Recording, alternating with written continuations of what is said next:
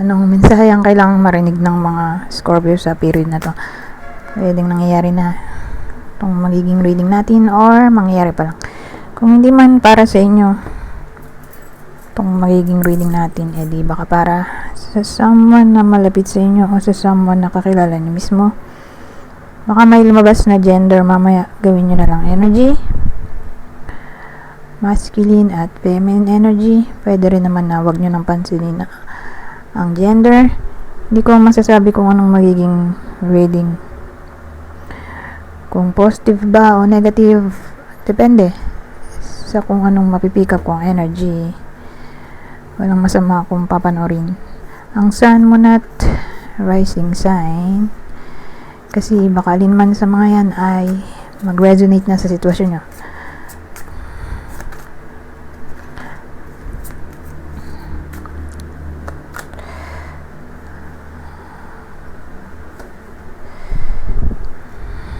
Oh, enemy oh.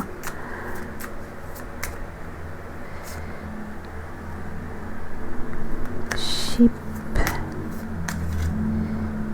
Kaya ito. Bed.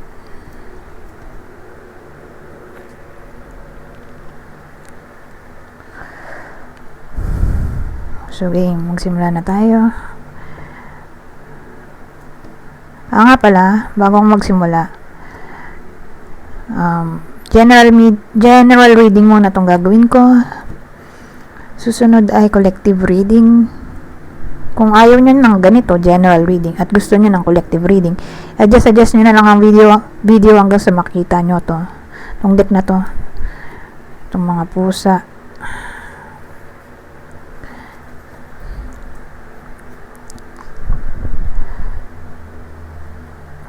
So, okay, magsimula na tayo.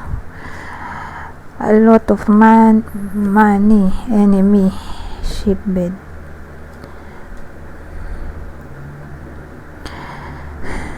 Well, may enemy kasi tayo eh. More like, ano to? May someone na naiinggit sa iba sa inyo dahil sa pera. Naiinggit sa kinikita ng iba sa inyo, lalo na kung alam niyo sa sarili niyo na blessed kayo, maganda pamumuhay nyo, or nagkaroon ng improvement sa buhay nyo. May someone dito na naiinggit, probably lalaki. So in short, may hater ang iba sa inyo. Malaki ang chance na hindi nyo to alam, or baka nga alam na ng iba sa inyo. Pero again, anong clue? Lalaki yung secret or hidden enemy dito. Pero kung ito, sabihin natin aware na yung iba sa inyo, may awareness na tungkol dito sa taong sinasabi ko, hindi na siya hidden, aware na yung iba sa inyo. So kung aware ang iba sa inyo, doon may improvement in a way na mag-stop na siya sa pag-hate sa inyo, or who knows, baka ma-relocate siya or kayo, kaya mag-stop yung jealousy, enviousness, kasi hindi na kayo magkikita, mapapalayo kayo sa isa't isa for some reason. So either ma-relocate nga, or may someone na magta-travel. Ibig sabihin, sa period na to, hindi kayo magkikita kasi may someone nga na magta-travel, or pares kayong madalas magta-travel nitong hater nyo. So, hindi kayo masyadong maiinis kasi nga hindi kayo palaging magkikita. Let's say hindi posible yung relocation. So ganun na nga lang. Kumbaga, kung hindi posible ang relocation, hindi kayo masyado magkikita nitong hater nyo. Kasi palagi kayong wala sa bahay. isa sa inyong dalawa wala sa bahay, or parehas kayong wala sa bahay, regardless kung sino to, kapitbahay ba to, kamag-anak, sariling kapamilya, basta ang clue natin lalaki yon, lalaki yung hater nyo. So dun lang to applicable, sa aware yung iba sa inyo, okay, na may improvement in a way na hindi kayo maiinis. Hindi na kayo maiinis kung may relocation na maaring mangyari. May isa sa inyo relocate or both. Or again, kung di posible, di kayo madalas makikita. Pero kung di pa aware yung iba sa inyo, ayun, may awareness na kayo ngayon na may iba sa inyo na may hidden enemy, regardless kung babae o lalaki ang nanonood. Hidden enemy, lalaki. Pero applicable lang to dun sa mga mayaman na talaga. Mayaman or may sudden improvement sa takbo ng career nila, or money. So kung di ba to nangyayari, at let's say na-promote ang iba sa inyo, or may magandang improvement sa career, or takbo ng pera kung may business, wag na lang ilagay sa social media yung mga ganap sa buhay para walang naiinggit, or wag na lang magkwento kahit kanino. Maganda nga wag na lang kahit kanino, kasi hindi mo nga masasabi kung sino to, kapamilya ba to, kaibigan, kapitbahay, kamag-anak, kadugo. Basta lalaki lang yung sinabi, walang lumabas na ibang detalye. Lalaki yung hater.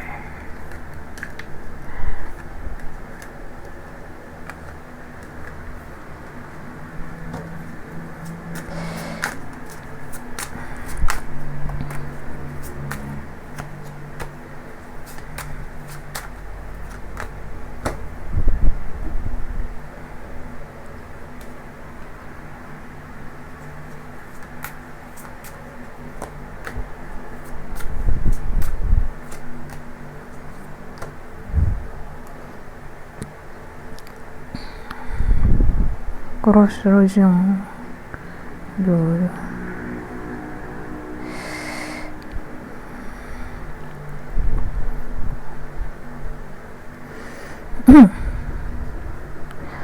So dito naman meron tayong presents, success, garden, crossroads. So anong meron? May opportunity na maaring mangyari. Ano yun? Anong klaseng opportunity to? May success kasi. So, maraming pwedeng case. Promotion, proposal, offers, breakthrough. Na parang ikasisiya nyo.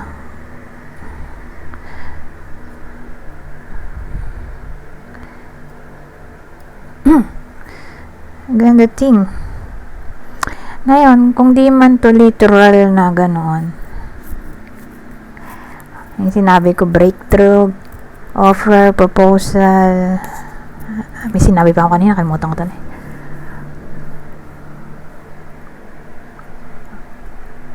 nakalimutan ko na.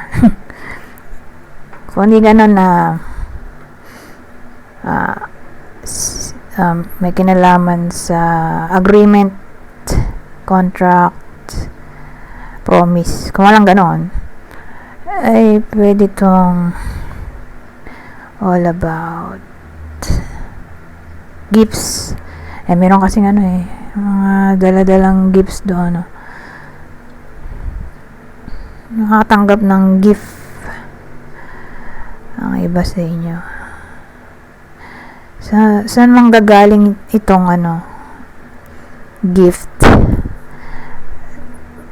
Sa mga tao sa lugar nyo, malapit sa bahay nyo, di kapitbahay, kabarangay, ka-city. Ayan.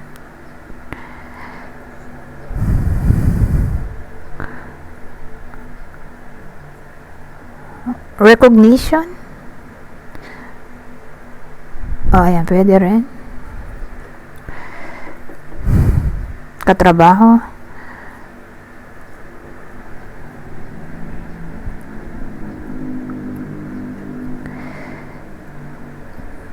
So again,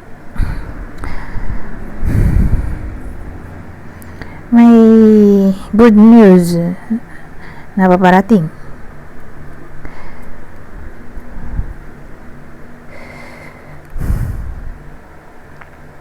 Pero inisip ko saan galing to. Itong card. So again, dun nga to sa community, sa workplace, city, barangay, kapitbahay. Maraming tao kasi to parang public place.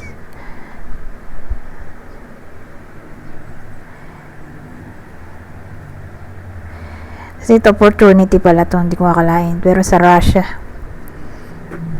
may ibang meaning yan na opportunity. Hindi kasi ako aware sa Russia, pero nagkaroon ako ng deck na galing Russia, so nagdagdagan ng kaalaman ko at nalaman ko na ang crossroads ay pwede pala ang opportunity. Ang alam ko kasing opportunity lang ay clover saka sun, saka ano pa ba, basta yun. Anyways,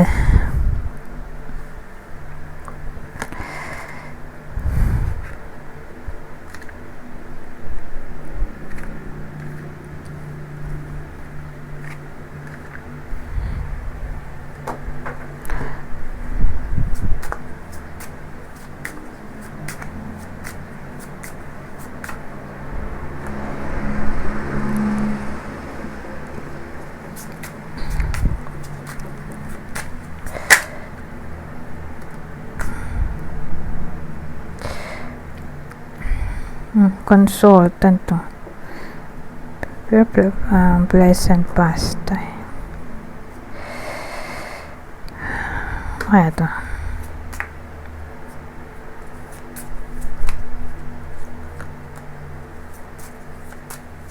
Ring.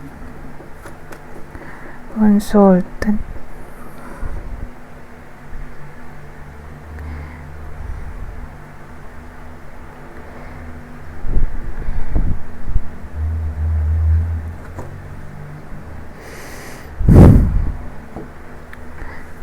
So again, the consultant, pleasant pastime, ring, birds.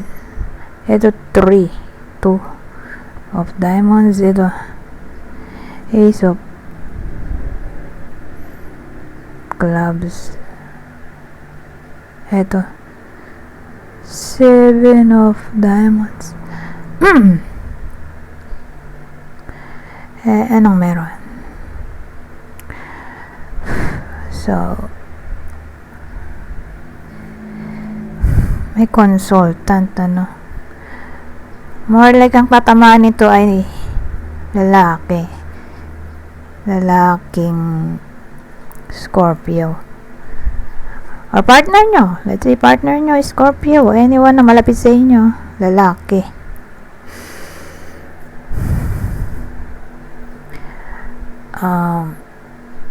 Baka ma-engage na siya sa period na to.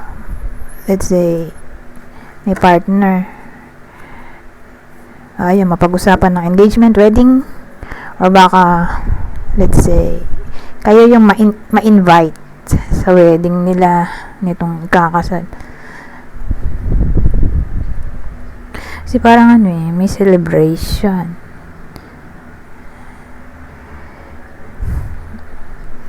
Ngayon, Pwede ring ano to, all about sharing ng good news in a way na finally sinagot na siya ng jowa niya, or pwede ring ano to all about anniversary, celebration ng anniversary, monthsary, na parang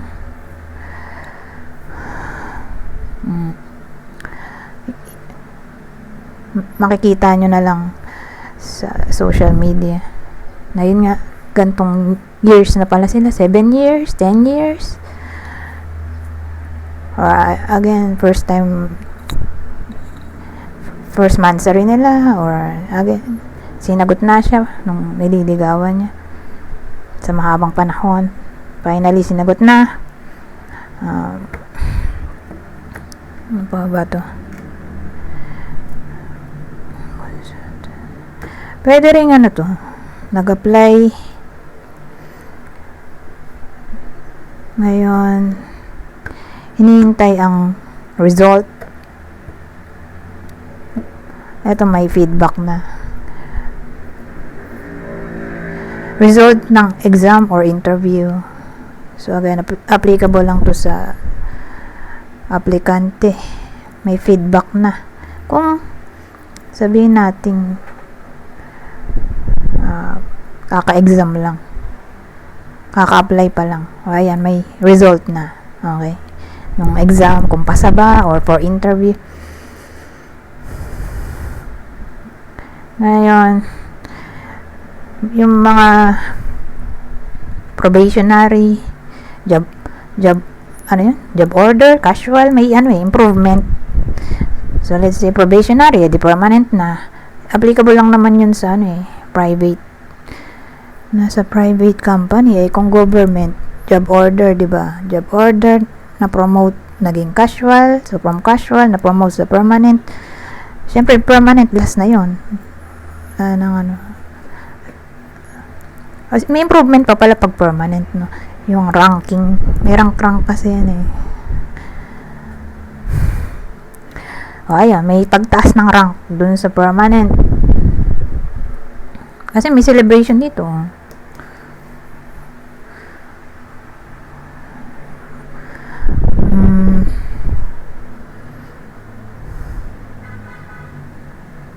So again, good news. Pero applicable lang sa lalaki. Kasi may lalaki doon. Lalaking Scorpio, partner nyong Scorpio, malapit sa inyong Scorpio na lalaki. O kakilala nyo, lalaki. Mababalitaan nyo na lang. Kasi may birds dito Parang communication, gossip.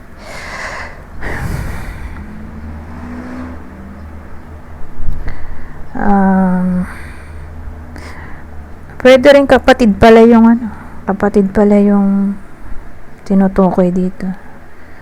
Pwede rin ganon.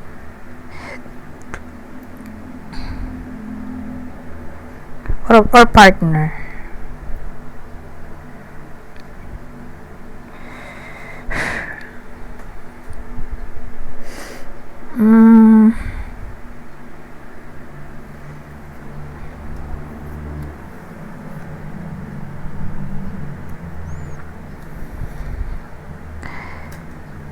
Ano pa? Lipat na tayo.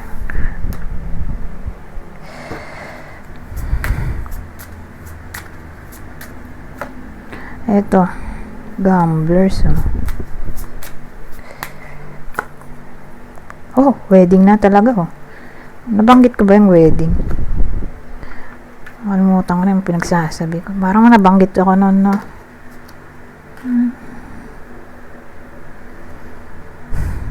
Maalala i-invite, di ba? Sabi ko nga may kakasal. Ito nga, dito pala yung lalaki kakasal. Or i-invite kayo nitong ikakasal.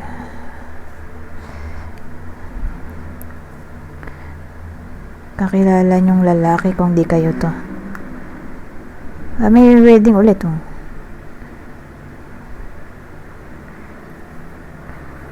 Sinasabi ko rin yung engagement, Wedding ulit. Puro wedding. Pero tingnan natin kung wedding nga ba talaga yan. Kasi maraming meaning to. Ba yan? Partnership, contract, agreement, negotiation. So, hindi lang siya literal na wedding. Tingnan natin kung saan dadaretso to. Coffee. May coffee doon. Dito wedding.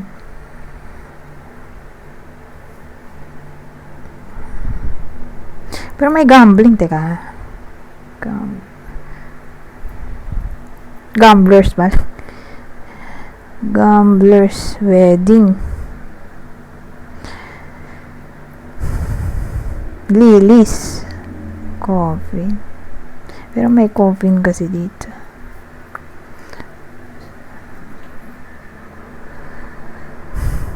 So, inisip ko positive ba to? O negative? O pag sabayin ko na.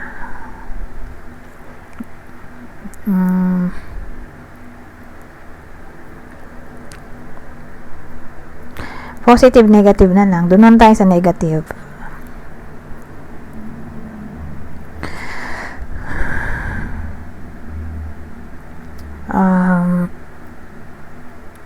Hindi ina-advise na tawag doon, take risk o mag-try ng something new sa workplace for some reason, lalo na kung may kinalaman sa contract. Babaguhin contract o may dadagdag sa contract. Parang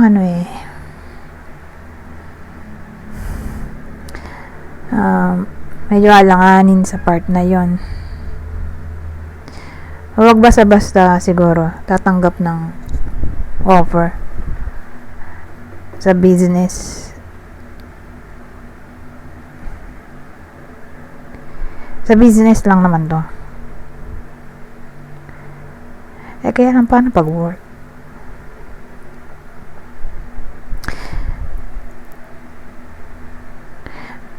Kasi Mercury, alam ko Mercury retrograde ngayon. Teka, tingnan ko sa internet. Pag Vedic. Vedic astrology kasi sinusunod ko eh. Teka, hanapin ko sa internet. Mercury retrograde date. Ano nga ba yan? Vedic astrology. Teka. July 2020. June pala. Yung June nagsimula. 2026. Kailan ba yun? Eto. June 29. Ayun. To June 23. June 29 to July 23. O, di sakop yan ngayon. Diba? So, sa ganyang panahon, July 1 to July 23. Huwag masyadong pipirma ng contract. Kasi more like may error yon. Beware sa mga error. Basahin maigi yung mga contract bago pirmahan. Laging double check. Kasi nga, prone sa error pag Mercury retrograde. Prone din sa miscommunication. Ngayon retrograde daw sa Cancer. Mercury retrograde sa Cancer. So, pag Cancer, water sign. May kinalaman sa emotion. So, yan. Ang dating sa akin, prone sa misunderstanding. Cancer ay home. Sa bagay, ano naman to? Career. Basta sa emotion. Beware sa emotion. In short, pag sobrang saya, huwag mangangako.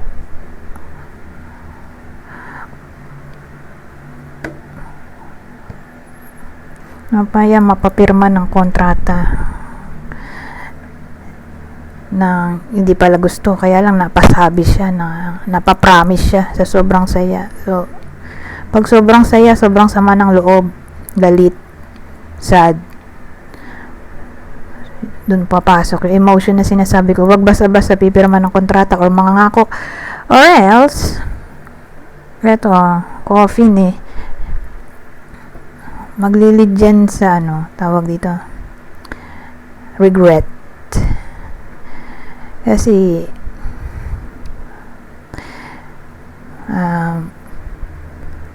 negative card to magiging problematic ang result.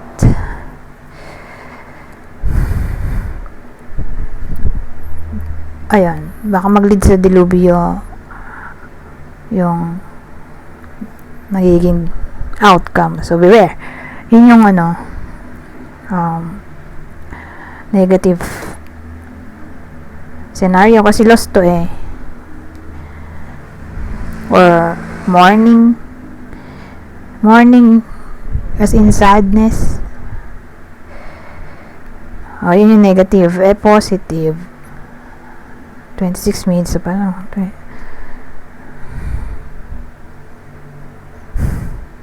It's a positive. Wala na yata tayong collective reading kasi naubos na ang panahon ko pala dito. So, ito hindi na magiging negative. Gagawin natin positive. So, isipin nyo na lang may change kasi din to Good change na maaaring mangyari, na pwede mag-cause ng happiness.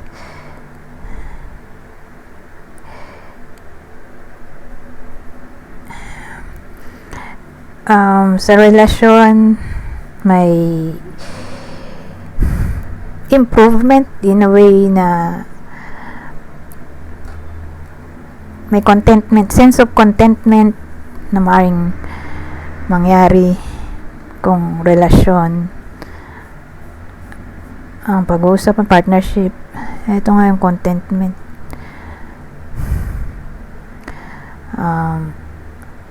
Contentment, honesty, respect. Ano pa ba yung lili na yan? Passion or support sa relasyon. Relasyon. Sige, relasyon or career. Ayan. Dun applicable yung mga sinabi ko.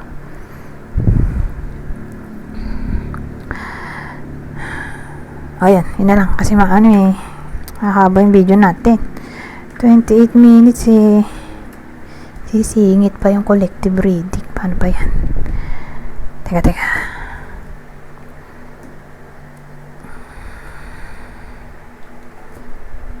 Narag mood na ako. Teka.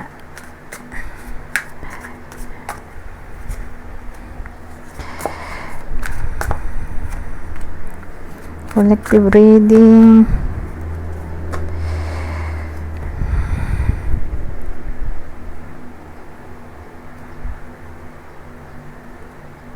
So, dito sa collective reading, medyo maikli na lang. Hindi ko na pahabain. Kasi nga,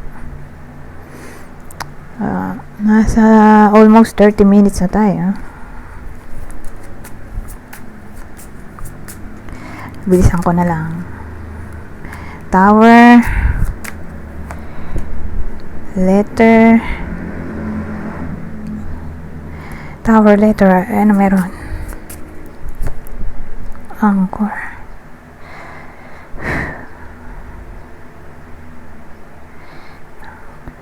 So, ang dating sa akin, para to sa mga in relationship.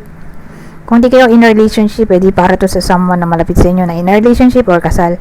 Pero kung in relationship, tatakbo yung relasyon 5 years and above. Okay. Para malaman nyo kung para sa inyo ba itong reading o hindi. 5 years and above, relasyon, or kasal. Kung kasal, regardless kung ilang taon, ay basta kasal sila. Yan ang meron.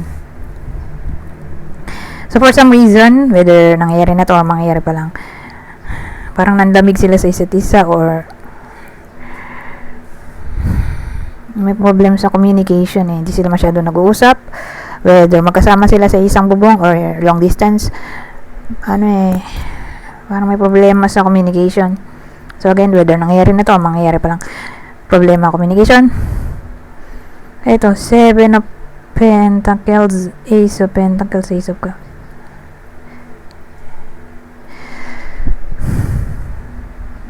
So, ang dating sa akin,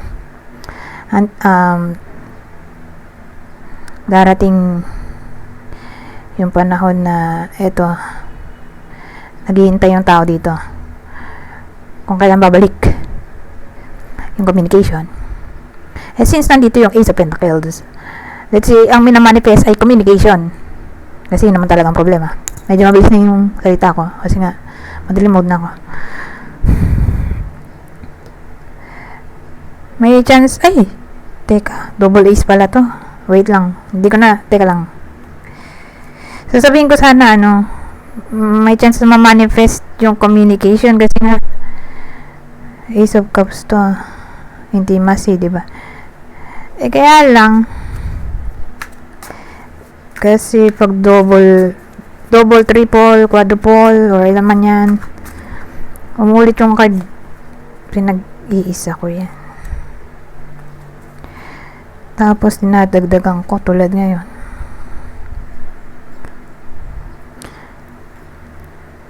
So, nag-worry ako na baka may iba yung sinabi ko, pero hindi. Emperor to eh.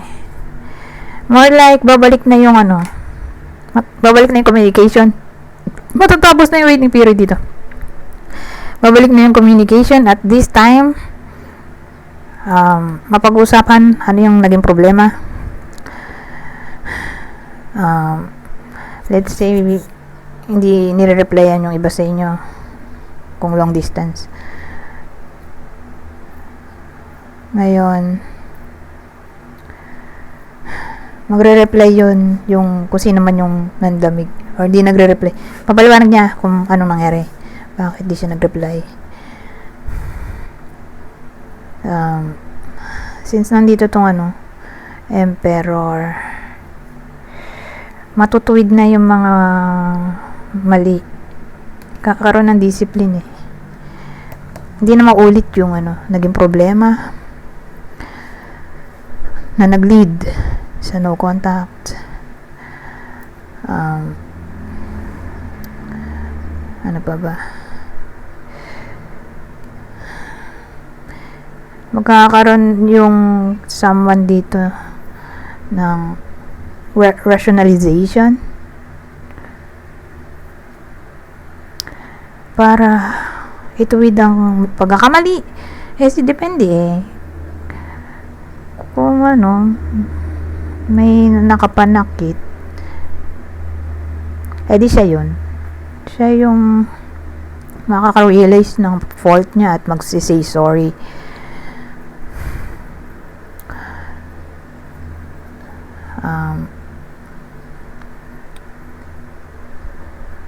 Ayan, kumbaga kakaroon na ulit ng peace kasi babalik na nga yung communication.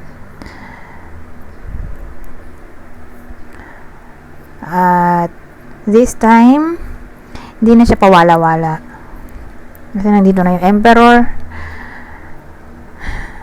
Siya yung card ng stability. So, ganun dating sa akin. Ilang minuto na to? 34 minutes. I-enda natin dyan. Kasi baka wala naman ako. Dahil lang ang haba ng video. Pero dito tayo mag-e-end sa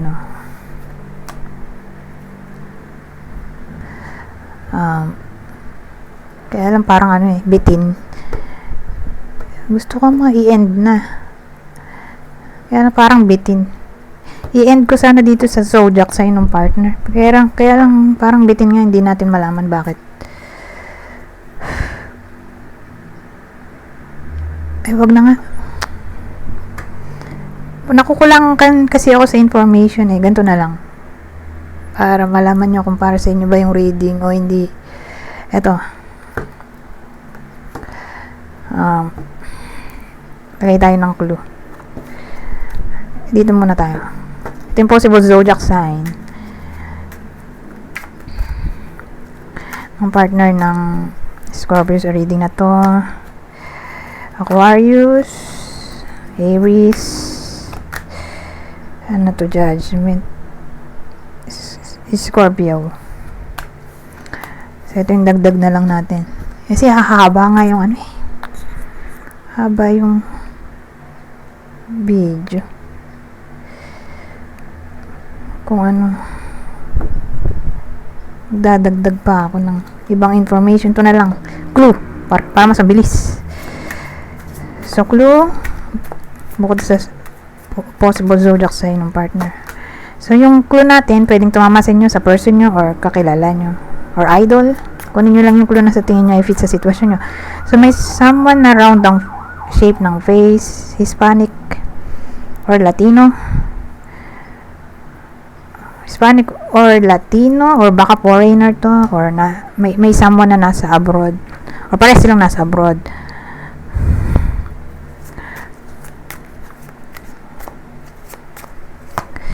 Or Spanish yung language.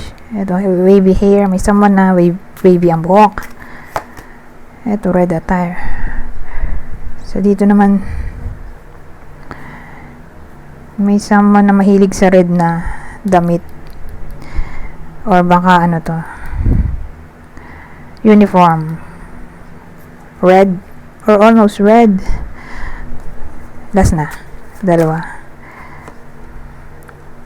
May ayun, ano ba to, taling or nunal. Ito may buhok. So baka ganito buhok, malamang lalaki, ganyan. Ay, sa bagay may lalaki namang long hair, di ba? Or babae. Babae naman to. Baka ganito buhok. So, may someone na ganyan. Or kung di ganito ay wavy hair. Anyways, hanggang dito na lang. Goodbye. For now.